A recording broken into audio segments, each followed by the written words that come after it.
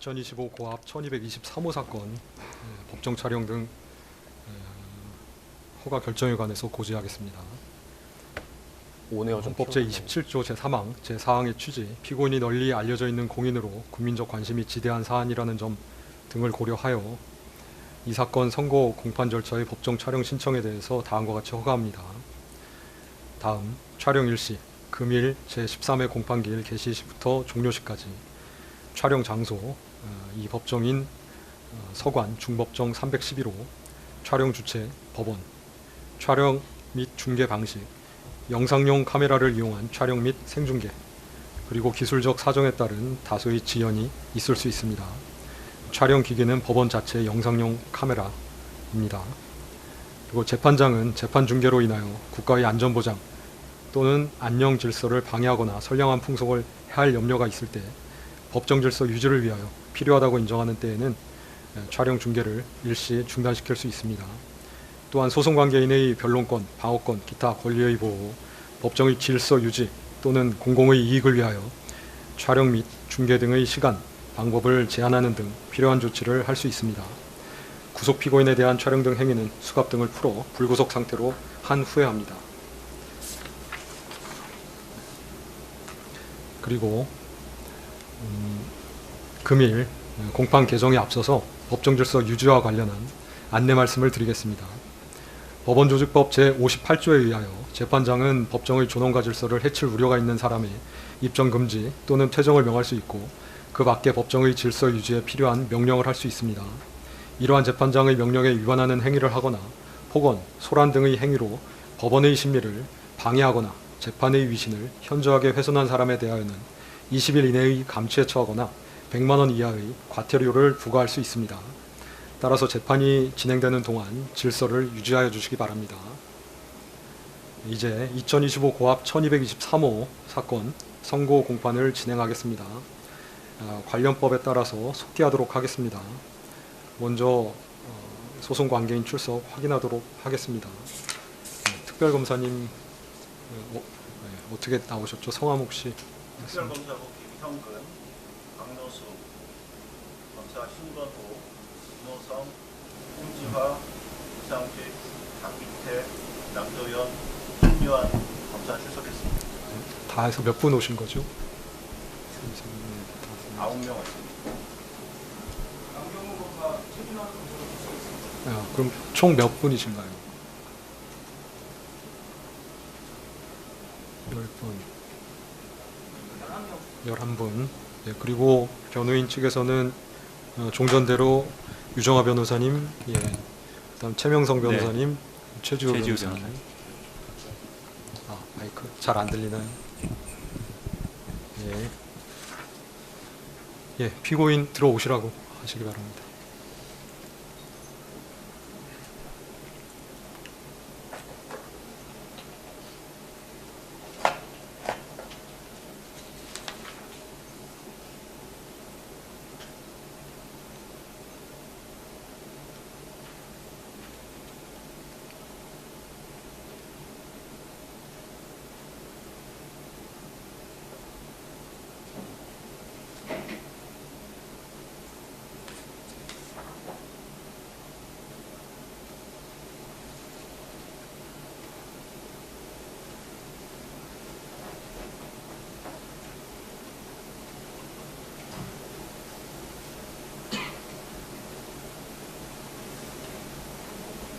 피고인 착석하시기 바랍니다.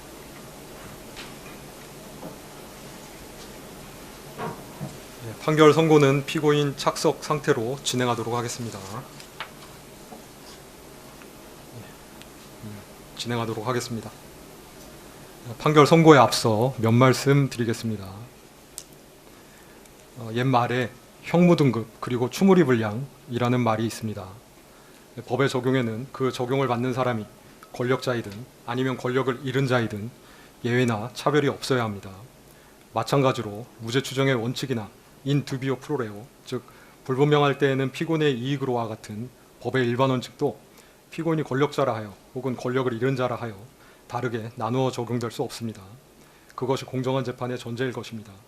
재판부는 헌법 제103조에 의거 증거에 따라 판단하였음을 말씀드립니다. 사건에 관하여 살펴보겠습니다. 이 사건 공소 사실은 자본시장과 금융투자업에 관한 법률 위반, 이하 자본시장법 위반이라 합니다. 정치자금법 위반, 특정범죄 가중처벌 등에 관한 법률 위반, 알선수재, 이하 알선수재라고 합니다. 이렇게 셋으로 되어 있습니다. 차례대로 살펴보겠습니다. 첫 번째, 자본시장법 위반의 점 공소 사실은 피고인은 시세 조종 세력인 이모 씨, 권모 씨, 민모 씨, 김모 씨 등 이하 특정인을 언급할 때를 제외하고는 이 사람들을 시세 조종 세력이라 하겠습니다. 이 사람들과 공모하여 2010년 10월 21일경부터 2012년 12월 5일경까지 사이에 도이치모터스 주식의 매매를 유인할 목적 및 시세 고정 및 안정의 목적 등으로 62만 5,093주에 대한 통정 가장 매매를 하고 3,127회의 이상 매매 주문을 제출함으로써 8억 1,144만 3,596원의 부당이득을 취득하였다는 것입니다. 공소사실의 2010년 10월 21일경부터 2012년 12월 5일경까지 사이에 피고인의 자금이나 주식이 도이치모터스 주식 매매에 이용된 것으로 공소 제기된 것은 2010년 10월 22일경부터 2011년 1월 13일경까지 피고인의 대신증권 계좌 주식 18만 주와 20억 원이 입금된 미래에셋대우 계좌가 이용된 것, 2011년 3월 30일 2만 3천 주를 하나투자증권 계좌로 매수한 것, 2012년 7월 25일경부터 2012년 8월 9일경까지 19,635주를 하나투자증권 계좌로 매수한 것 등 크게 3개의 행위로 나누어집니다. 그 이외의 기관에 관하여는 피고인의 자금이나 주식이 시세 조정에 이용되었다는 공소사실 기재는 없습니다. 이 부분 공소사실은 피고인이 시세 조종 세력과 공모하여 공동정범으로 시세 조종에 가담하였음을 전제하고 있습니다. 이에 대하여 피고인은 시세 조종 행위에 관하여 인식이 없었고 시세 조종 세력과 공모하여 공동정범으로 가담하지도 아니하였다는 취지로 주장합니다. 즉 쟁점은 피고인이 시세 조종 행위에 대하여 인식이 있었는지 여부, 인식이 있었다고 할 경우 피고인이 시세 조종 세력과 공동 정범인지 여부입니다. 기간별로 나누어 살펴보겠습니다. 먼저 2010년 10월 22일경부터 2011년 1월 13일경까지 피고인의 대신증권 계좌 주식 18만 주와 20억 원이 입금된 미래에셋대우 계좌가 이용된 거래에 관하여 보겠습니다. 이 부분 계좌 거래는 시세 조종 세력에 대한 선행 확정 판결에서 통정 매매 등 시세 조종 행위가 유죄로 인정이 되었습니다. 피고인에게 이러한 시세 조종 행위에 관하여 인식이 있었는지에 대하여 보면 피고인은 미필적으로나마 자신의 자금이나 주식이 시세 조종 행위에 동원될 수 있음을 인식하면서도 이를 용인하였다고 볼 여지가 없지 않습니다. 그 이유는 다음과 같습니다. 첫째, 피고인이 시세 조종 세력이었던 블랙펄 인베스트먼트 대표 이모 씨, 이하 블랙펄이라고 합니다. 등에게 위 주식 매도하고 자금을 일임하여 일임 매매를 위탁한 것으로 보이는데 피고인이 블랙펄 측에 주기로 한 수익금 40%는 일반적인 경우보다 상당히 높습니다. 둘째, 2010년 5월 24일경부터 기존에 보유하던 도이치모터스 주식 69만 주 중 51만 주를 매도하여 오던 피고인이 일임 매매를 통해 2010년 10월 28일경부터 다시 주식을 매수하기 시작하였는데 그와 같이 다시 매수를 시작할 만한 동기가 불분명합니다.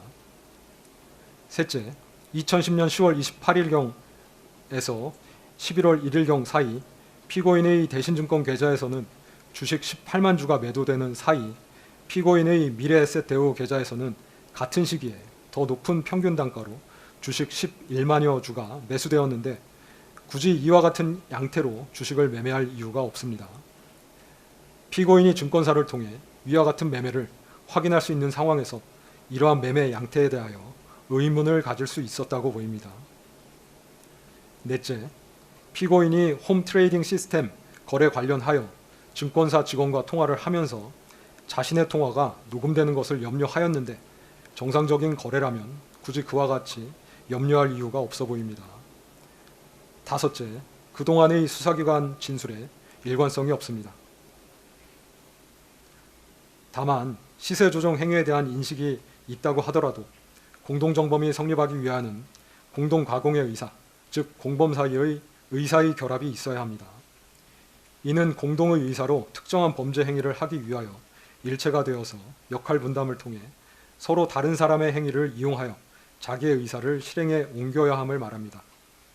즉 공동정범 사이에 서로의 행위에 대한 인식 및 용인이 있어야 합니다. 이러한 관계가 합리적 의심 없이 증명되어야 하고, 그와 같은 증명이 없다면 설령 피고인에게 유죄 의심이 간다고 하더라도 피고인의 이익으로 판단할 수밖에 없습니다. 그런데 2010년 10월 22일경부터 2011년 1월 13일경까지 도이치모터스 주식을 이용한 시세 조종 행위와 관련하여 피고인이 시세 조종 세력과 공동정범으로서 범행을 실행한 것이라고 단정하기 어렵다고 보입니다. 그 이유는 다음과 같습니다.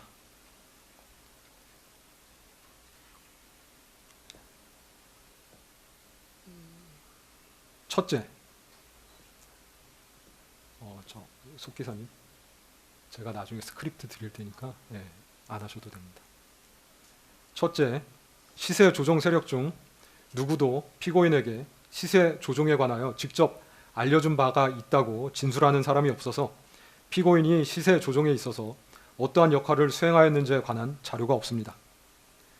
둘째, 피고인은 2010년 10월 28일 10만 주, 11월 1일 8만 주를 민모 씨, 김모 씨의 지시에 따라 블랙펄 대표 이모 씨에게 넘겨주었는데, 통정 매매라고 보기 위해서는 그것을 통해 매매가 성황을 이루고 있는 듯한 외관을 형성하여야 하고 행위자에게 그러한 목적 등이 있어야 하나, 피고인은 도이치모터스 주식 18만 주를 블랙펄에 넘겨주려는 목적으로 매도 행위를 한 것으로 보일 뿐, 더 나아가 피고인에게 매매가 성황을 이루고 있는 듯이 잘못 알게 하거나 그 밖에 타인에게 그릇된 판단을 하게 할 목적까지 있었다고 단정하기 어려워 보입니다. 셋째, 피고인은 2011년 1월 13일 블랙펄 측과 수익금을 정산하면서 대신증권에 있던 주식을 블랙펄 측에서 일방적으로 할인율을 정하여 블록딜로 매각한 것에 항의하기도 하였는데, 만약 피고인과 블랙펄이 공모관계에 있었다면 블랙펄이 피고인에게 알리지도 아니한 채 일방적으로 할인율을 정하여 시가보다 약 2억 5천만 원가량 저가로 할인 매각하지는 못하였을 것으로 보입니다. 더욱이 위 블록딜 매매는 정상적인 블록딜이 아니라 블랙펄이 시세 조정을 위한 매수자 확보를 위하여 이루어진 것으로, 이는 전체적으로 보면 공모 범행인 시세 조종 수행을 위해 이루어진 것인데, 이와 관련하여 블랙펄이 시세 조정에 협력할 블록딜 상대방을 섭외하는 등의 업무를 한 것에 대한 블록딜 수수료 4,200만 원가량을 피고인으로부터 받은 것은 피고인이 블랙펄과 공모관계에 있는 내부자가 아니라 그 공모관계 밖에 존재하는 외보자, 즉 거래 상대방으로 취급되었기 때문으로, 이는 피고인이 시세조정 세력과 공모관계에 있지 아니함을 보여줍니다. 넷째, 블랙펄은 2011년 1월 13일 피고인과 수익금을 정산하면서 피고인의 계좌에서 발생한 매매 차익만을 대상으로 수익을 정산하였는데, 피고인과 블랙펄이 공모관계에 있었다면 피고인의 계좌에서 발생한 매매 차익만 계산할 것이 아니라 이 부분 공소 사실에서 시세 조종 세력이 시세 조종에 사용한 다른 계좌들 20여 개에서 발생한 매매 차익도 함께 고려하여 정산을 하였어야 할 것인데, 그와 같은 형태로 정산이 이루어진 바 없습니다. 이러한 사정들 때문에 시세 조종 세력이 피고인을 공동정범으로 여기며 함께 범행을 수행하려는 의사가 있었다고 보이지 않습니다. 따라서 가사 피고인이 시세 조종 행위에 대한 인식이 있으면서 이를 용인하였다 하더라도, 피고인에게 방조의 성립은 변론으로 하더라도 공동정범이 성립할 수는 없다고 보입니다. 이 사건에서 방조의 성립 여부는 공방의 대상이 아니었기 때문에 방조의 성립 여부에 관하여는 더 나아가 판단하지 아니합니다. 다음으로 2011년 1월 14일경부터 2012년 12월 5일경까지 이루어진 시세 조종 행위에 관하여 보면, 피고인은 2011년 1월 13일 정산을 마침과 동시에 블랙펄에 맡겼던 도이치모터스 주식 1인 매매를 종료하였고, 2011년 1월 14일경부터 2012년 12월 5일경까지 이 사건 대신증권 계좌, 이 사건 하나투자증권 계좌에서 이루어진 도이치모터스 주식 매매 중 이 사건 공소사실에 포함된 것은 2011년 3월 30일 23,000주를 하나투자증권 계좌로 매수한 것, 2012년 7월 25일경부터 2012년 8월 9일경까지 19,635주를 하나투자증권 계좌로 매수한 것인데, 이러한 하나투자증권 계좌 관련된 매매는 공범으로 기소된 시세 조종 세력에 대한 선행 확정 판결에서 시세 조정에 이용된 계좌로 인정되지 아니하였고, 위 행위들은 피고인이 독자적 판단 하에 매수한 것으로 보일 뿐 시세 조정 세력과의 의사연락 하에 매수하였다고 인정할 만한 증거가 부족합니다. 더욱이 위와 같이 매수된 주식은 이 사건 공소사실 기재 기간 중에 매도되지도 아니하였습니다. 공소사실 중 그 외의 기간에 이루어진 타인 계좌에서의 주식 매매 관련하여서는 피고인이 관여하였다고 볼 증거가 없습니다. 나아가 공소시효에 관하여 살펴보겠습니다. 피고인이 자신의 증권계좌에 금원을 입금하기 시작한 것은 2010년 10월 22일경부터이고, 피고인의 계좌 등이 시세조정 행위에 이용된 것은 2010년 10월 28일경부터로 그 무렵부터 2011년 1월 13일까지 이루어진 시세조정 행위는 피고인의 계좌 등이 교부되어 1인 매매 형태로 이루어졌고, 그 방식은 주로 통정, 가장 매매였다는 점, 2011년 1월 13일경 피고인이 1인 매매를 위탁했던 상대방과 다투고 정산을 받은 이후로는 1인 매매를 하지 아니하였다는 점, 피고인이 자신의 계좌 이외에 시세 조정에 이용된 계좌나 그 운용 형태 등에 관하여는 별다른 인식이 없었던 것으로 보이는 점, 2011년 3월 30일경 이루어진 매수 행위는 피고인이 스스로 거래를 한 것으로 보이는 점, 그 후 1년 4개월가량 경과된 2012년 7월 25일경부터 2012년 8월 9일경까지 피고인은 단기간 동안 스스로 현실 매매를 한 것으로 보이는 점,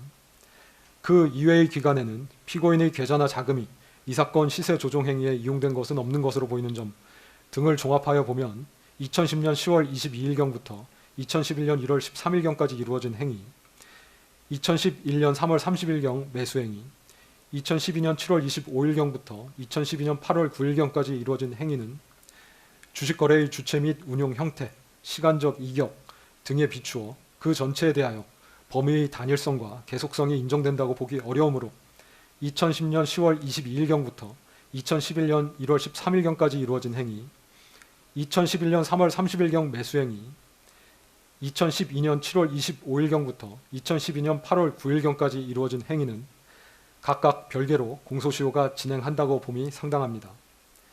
따라서 2010년 10월 22일경부터 2011년 1월 13일경까지 이루어진 행위는 2011년 1월 13일경부터 2011년 3월 30일경 매수 행위는 2011년 3월 30일경부터 공소시효가 진행되어 각 2021년 1월 13일 및 2021년 3월 30일에 10년의 공소시효가 도과되었다고 보입니다. 그 외에 2012년 7월 25일경부터 2012년 8월 9일경까지 이루어진 행위는 공범으로 기소된 시세 조종 세력에 대한 선행 확정 판결에 의하여 공소시효가 중단되었으므로 공소시효가 완성되지는 아니하였으나 앞서 살핀 것처럼 범죄 증명이 없습니다. 포괄일죄로 기소된 공소사실 중 일부에 대하여는 공소시효가 완성되었고 일부에 대하여는 유죄의 증거가 없을 경우 면소 부분은 이유에서 설명하면 족하고 주문에서는 무죄 표시를 하는 것이 판례이기 때문에 이 부분 공소사실에 관하여는 주문에서 무죄를 선고하기로 합니다.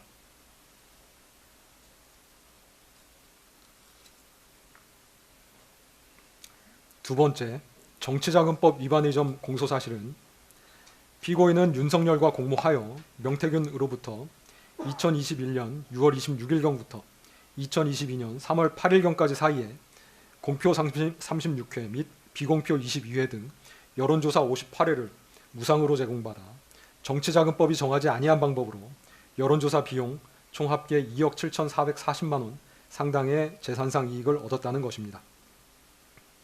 이 부분 공소사실은 여론조사가 피고인 부부의 전속적 이익을 위하여 실시되었음, 즉 여론조사가 피고인 부부에게 전속적으로 제공되기 위하여 실시되었음을 전제합니다.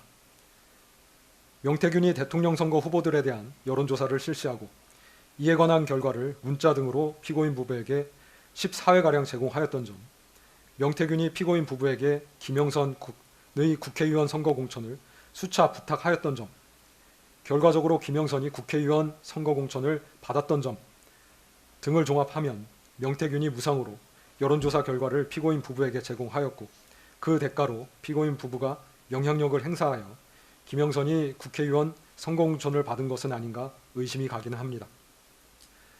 그러나 다음과 같은 사실 내지 사정을 종합하면 명태균이 피고인 부부에게 전속적으로 제공하기 위하여 여론조사를 실시한 것이 아니라 자신이 운영하던 미래한국연구소의 영업활동의 일환으로 정기적으로 실시하던 여론조사 결과를 피고인 부부를 비롯하여 여러 사람들에게 배포한 것으로 보일 뿐이어서 이를 두고 피고인 부부가 여론조사 비용 상당의 재산상 이익을 취득한 것으로 볼 수 없습니다.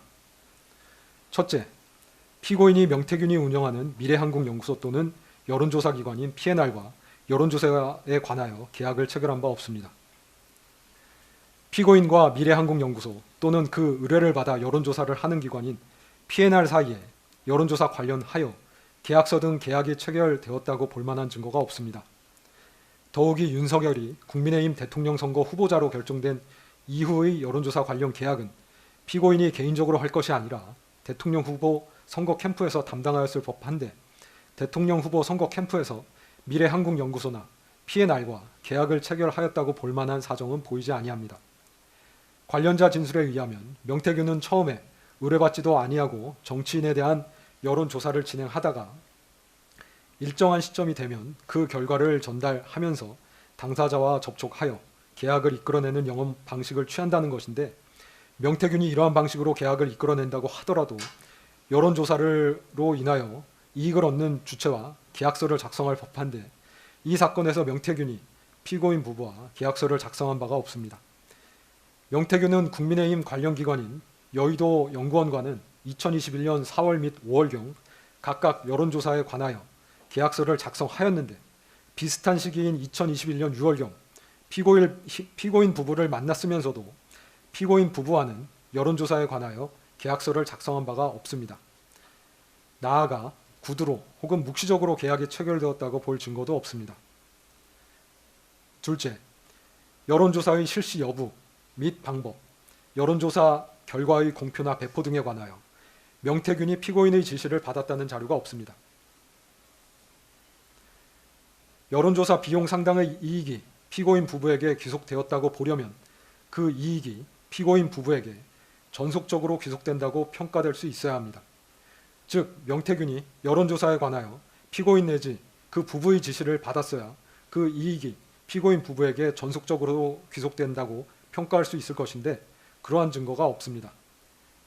여론조사가 피고인의 지시 내지 의뢰에 따라 이루어진 것이라면 명태균은 여론조사 실시 전에 설문 내용, 공표 여부 등에 관하여 피고인으로부터 지시를 받고 여론조사 후 그 결과를 피고인에게 먼저 보고한 다음 배포 상대방 등에 관하여 피고인의 지시를 받았어야 할 것인데, 기록상 그러한 사정이 나타나지 않습니다.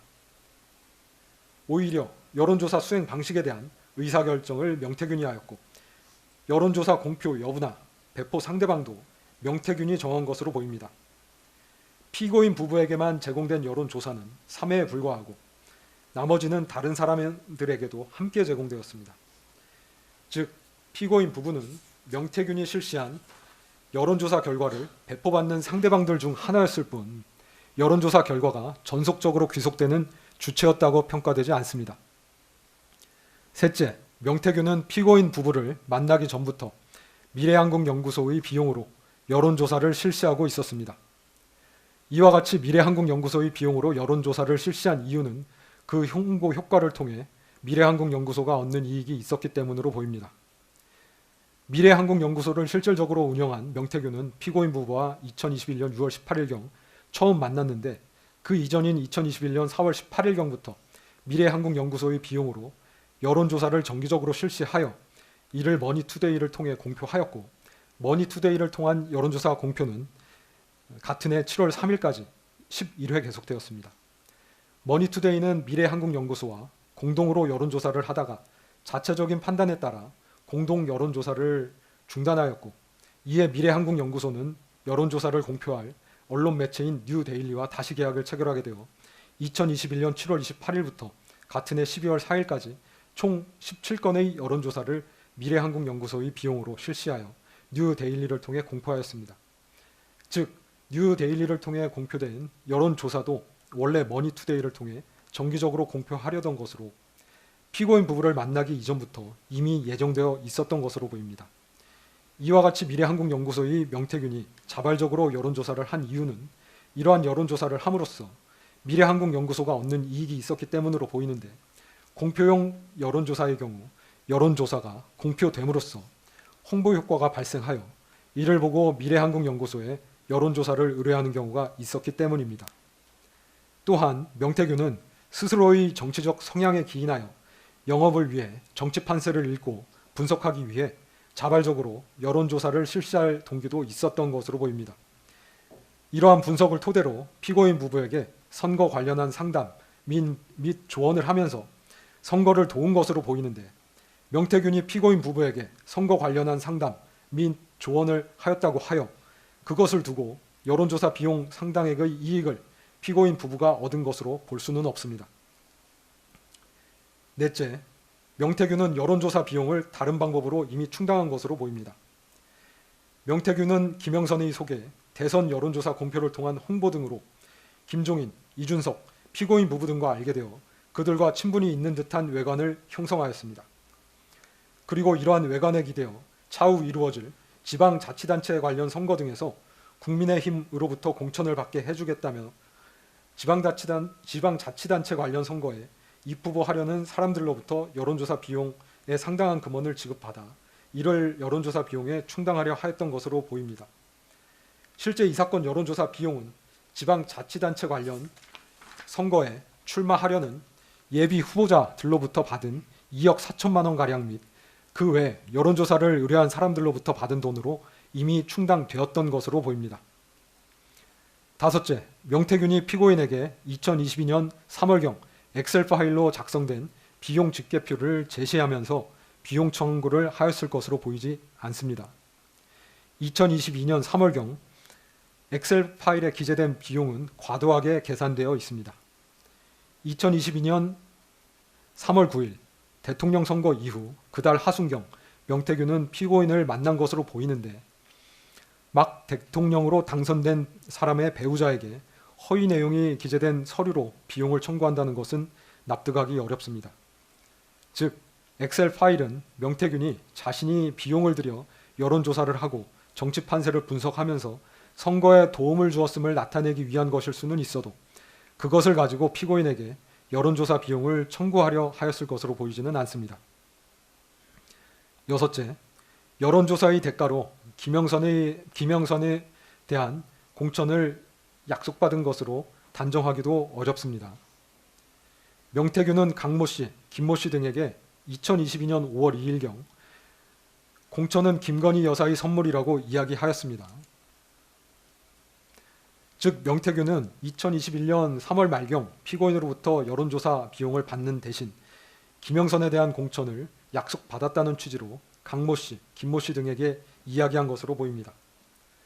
그런데 만약 피고인이 2021년 3월 하순경 명태균을 만나 여론조사의 대가로 김영선에 대한 공천을 확언하였다면 명태균이 2021년 4월 2일경부터 5월 9일경까지 이준석, 윤상현, 피고인 부부, 한모 씨 등 여러 사람들에게 지속적으로 연락하면서 김영선을 공천해 줄 것을 부탁하지는 아니하였을 것입니다. 특히 피고인에게 거듭하여 공천을 부탁하지는 아니하였을 것입니다. 실제 김영선에 대한 공천은 국민의힘 공천심사위원회에서 위원들 사이의 토론을 거쳐 투표에 의하여 결정된 것으로 보입니다. 이상의 이유로 이 부분 정치자금법 위반 공소사실은 범죄 증명이 없습니다.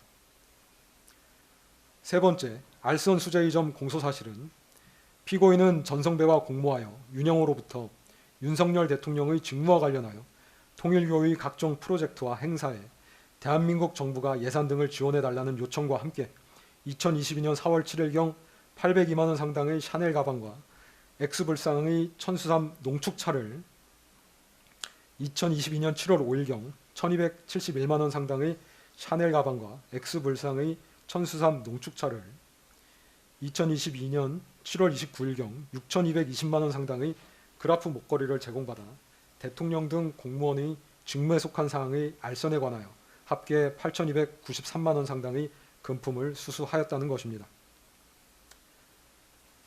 이 부분 공소사실 관련하여 피고인 측은 2022년 4월 7일경 및 같은 해 7월 5일경 샤넬 가방 등을 2번 수수한 사실은 인정하지만 구체적인 청탁이 없었고 2022년 7월 29일경 목걸이를 수수한 사실이 없으며 가사 청탁이 있었다고 하더라도 청탁 내용과 수수된 금품 사이에는 어느 정도 대가 관계가 존재하여야 되는데 청탁 내용에 비해 수수된 금품의 가액이 너무 적어 대가 관계가 존재한다고 볼 수 없다고 주장합니다. 네, 살펴보겠습니다. 알선은 의뢰 당사자가 청탁하는 취지를 공무원에게 전하거나 의뢰 당사자를 대신하여 스스로 공무원에게 청탁하는 행위, 공무원에게 영향력을 행사하여 의뢰 당사자가 원하는 방향으로 결정이 이루어지도록 돕는 등의 행위를 말하고, 공무원의 직무에 속하는 사항의 알선과 수수한 금품 사이에 대가 관계가 있는지는 해당 알선의 내용, 알선자와 이익 제공자 사이의 친분 관계 여부, 이익의 다과, 이익을 수수한 경위와 시기 등 재반 사정을 종합하여 결정하되 알선과 수수한 금품 사이에 전체적 포괄적으로 대가 관계가 있으면 족합니다. 실제 알선 행위가 있을 것을 요하지 않습니다. 2022년 4월 7일경 802만 원 샤넬 가방 등 수수 관련하여 그 수수 사실은 피고인이 인정하고 있고 이를 보강하는 증거도 있습니다. 그러나 그 직전인 2022년 3월 30일경 피고인이 윤영호에게 대선을 도와줘서 고맙다는 취지로 윤영호는 피고인에게 대통령 당선을 축하한다는 취지로 전화통화를 하였으나 이는 의례적인 표현이고 그 대화 내용 중 청탁이라고 볼 만한 것이 없고 그 시경부터 가방을 수수할 당시까지도 청탁이라고 볼 만한 것이 없어 이를 전제로 하여 알선 명목으로 금품을 받은 것으로 볼 수는 없습니다. 따라서 이 부분은 무죄로 판단됩니다. 2022년 7월 5일경 1271만 원 샤넬 가방 등 수수 관련하여 그 수수 사실을 피고인은 인정하고 있고 이를 보강하는 증거도 있습니다. 다만 2022년 7월 5일경 윤영호가 전성배에게 샤넬 가방 등을 전달할 당시에 명시적으로 청탁 내용을 언급한 것은 없는 것으로 보입니다. 그러나 피고인은 전성배가 2022년 4월 23일경부터 전달하여 준 문자 및 전화 통화를 통하여 통일교 측에서 원하는 것이 UN 제5사무국 유치라는 것과 이를 위하여는 아프리카 국가들의 지지가 필요하고 그 지지를 받기 위하여는 그 국가들에 대한 정부 차원의 지원이 필요하다는 것을 전해 들었던 것으로 보이는 점, 위 가방 수수 이후 2022년 7월 15일경 피고인과 윤영호는 전화통화를 하였는데 전화통화를 하면서 피고인은 윤영호에게 아주 늘 그렇게 해 주셨던 것처럼 좀 힘이 되어 주시면 저희가 여러 가지로 지금 많이 작업을 하고 있어요. 뭐 경제적으로나 문화 여러 가지가 이제 이런 많은 업적들이 이렇게 훼손되지 말아야 되잖아요 라고 말하였는 바, 그 의미는 통일교에서 추진하는 일, 업적 관련하여 정부 차원의 경제적인 지원이 필요한데 그러한 경제적 지원을 위해 피고인이 작업, 즉 노력을 하고 있다는 취지로 보이는 점 등을 종합하면 피고인은 7월 5일 가방을 교부받을 당시 통일교의 청탁 내용이 정부 차원의 경제적인 지원과 관련되어 있음을 인식하고 있었고, 그러한 경제적 지원을 위해 노력 중이라는 것은 피고인에게 청탁의 실현을 위하여 알선 의사가 있었음을 보여줍니다. 따라서 이러한 인식과 의사 하에 샤넬 가방 등을 교부받은 것은 알선의 명목으로 수수한 것으로 판단됩니다. 다음으로 대가 관계에 관하여 보면 피고인은 2022년 7월경 당시 정부의 모든 부처를 통할하는 대통령의 배우자로 대통령에게 정부 차원의 지원 등에 관하여 이야기할 수 있는 가장 지근거리의 사람이라는 점, 피고인은 통일교 측에서 조직을 이용하여 피고인의 배우자가 대통령에 당선되도록 도움을 주었다고 인식하여 통일교 측에 감사의 마음을 가지고 있었다는 점, 윤영호의 청탁 내용은 UN 제5사무국 한국 유치를 위하여 아프리카 국가들의 지지를 받아야 하고 그 지지를 받기 위하여 그 국가들에 대한 우리 정부의 ODA 지원이 이루어져야 한다는 것으로 볼 수 있는데, 통일교가 추진하는 업무는 정부의 입장에서도 타당성 검토를 통해 지원이 가능한 업무였던 것으로 보이고, 이는 국가 운영 및 정책을 총괄하는 대통령의 지시에 의하여 추진될 수 있는 성격의 것으로 보이는 점, 윤영호가 기대하는 피고인의 알선 행위는 윤영호의 청탁을 대통령에게 전달하여 통일교를 돕도록 하는 행위였다고 보이는 점, 대가 관계는 수수된 금품과 알선 행위 자체에 있으면 족하고, 수수된 금품과 청탁 내용 실현을 위해 소요되는 금원 사이에 있어야 하는 것은 아니라는 점 등을 종합하여 보면 위 가방 등의 교부와 알선 사이에 대가 관계가 있다고 볼 수 있습니다. 단지 피고인이 받은 금품의 과액과 청탁 실현을 위하여 소요될 비용, 정부의 ODA 지원금 규모 사이에 현격한 차이가 있다는 것은 대가 관계를 부정하는 요소가 되지 않습니다. 따라서 이 부분은 유죄로 인정됩니다. 2022년 7월 29일경 6,220만 원 목걸이 관련하여 피고인은 목걸이를 수수한 사실이 없다고 주장하나, 윤영호는 전성배에게 피고인에게 전달해 달라면서 목걸이를 교부하였다고 진술하고, 전성배는 자신의 처남을 통해 피고인에게 목걸이를 전달하였다고 진술합니다. 살펴보면 목걸이를 전성배에게 교부한 윤영호가 피고인의 연락처를 알고 있었고 직접 연락을 주고받기도 하였기 때문에 그 전달 여부를 피고인에게 직접 확인할 수 있었던 상황에서 전성배가 이를 착복함으로써 2013년경부터 쌓아온 피고인과의 신뢰관계를 파탄시킬 수 있는 행동을 감행할 이유가 없다는 점, 전성배는 피고인과 윤영호 사이를 매개하는 것만으로도 고문료 명목의 금전적 이익을 얻고 있었는데 굳이 목걸이를 착복함으로써 피고인과의 신뢰관계를 깨트릴 이유가 없다는 점, 피고인은 2022년 5월 10일 취임한 대통령의 영부인으로 2022년 7월 29일경은 그로부터 채 3달이 되지 않은 시점인데, 그 시점에 전성배가 영부인에게 전달될 물건을 가로채는 대담한 행위를 하였을 것으로 보이지는 아니하는 점 등에서 전성배의 진술에 신빙성이 있습니다. 또한 목걸이를 교부받은 전성배는 윤영호가 같은 날 보낸 문자, 즉 교육부 장관이 아프리카 청년부 장관들을 예방해달라는 청탁 내용을 피고인에게 그대로 전달하였기 때문에 피고인이 그 청탁 내용을 인식하면서 그 다음날 전성배로부터 그 처남을 통해 목걸이를 전달받았으므로 이는 청탁에 대한 알선의 대가 및 명목으로 받은 것으로 판단됩니다. 따라서 이 부분도 유죄로 인정됩니다. 유죄 부분 양형에 관해서 보겠습니다.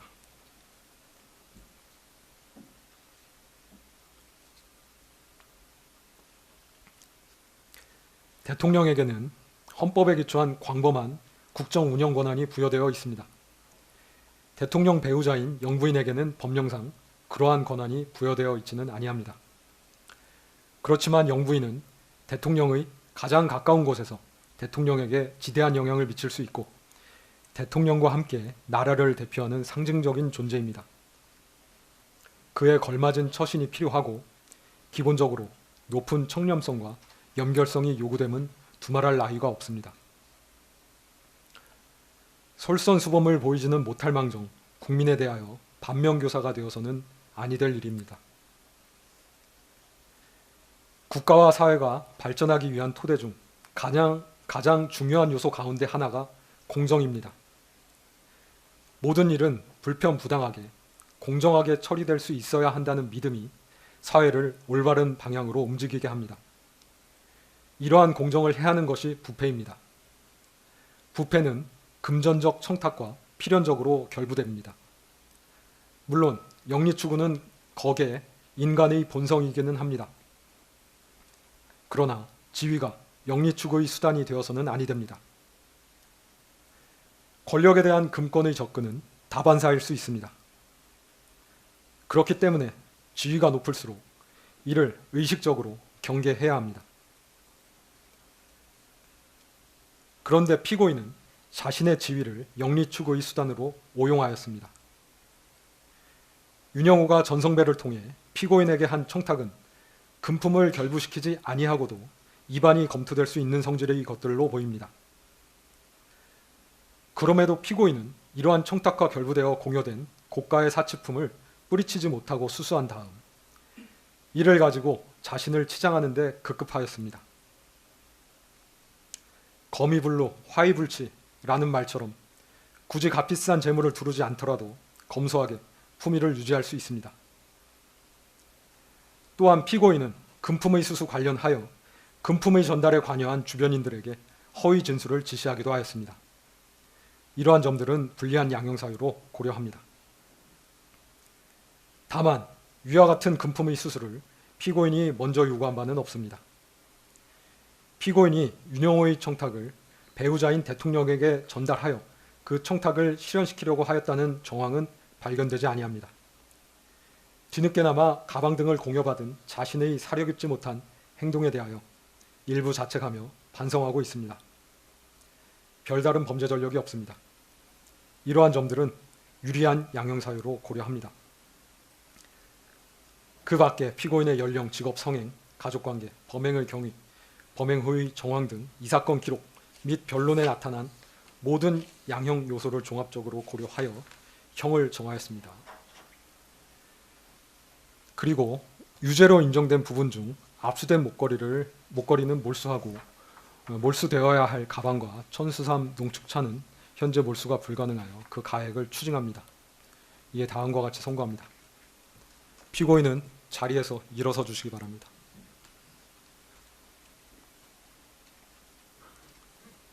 주문. 피고인을 징역 1년 8월에 처한다. 압수된 그라프 목걸이 1개를 몰수한다.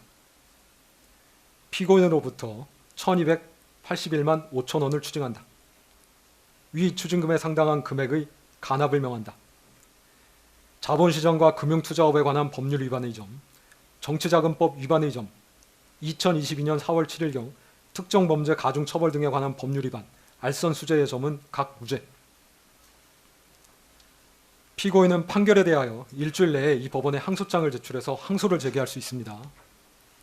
그리고 피고인, 무죄 부분에 대해서 일간지 등에 공시되기를 원하시나요? 그럴 필요까지는 없으신가요? 네. 형사보상 안내문 받아가도록 하시기 바랍니다. 이상으로 판결 선고를 마치겠습니다. 피고인께서는 퇴정하시고 방청인들께서도 질서 정연하게 퇴정하여 주시기 바랍니다. 모두 수고하셨습니다.